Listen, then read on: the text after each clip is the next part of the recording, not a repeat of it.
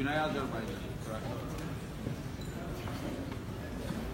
Güney Azerbaycan. Traktör forması. Hediye evet.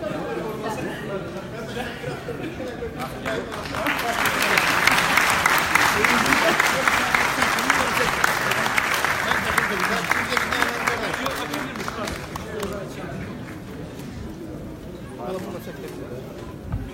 Rica ederim bunu biliniz. Muradına yedirirsin. Programımızın başında ifade ettiğimiz gibi aramızda çok değerli konuklarımız bulunuyorlar. Onlara da söz hakkı tanımak ve Turan Yaz'dan da ilgili anılarından kısaca dinlemek arzu ediyoruz. Evet, Kırgızistan Celalalabad Uluslararası Üniversitesi Rektör Yardımcısı Profesör Doktor Sayın Atabek Arduayev'in sahne eşliklerini arz ediyorum.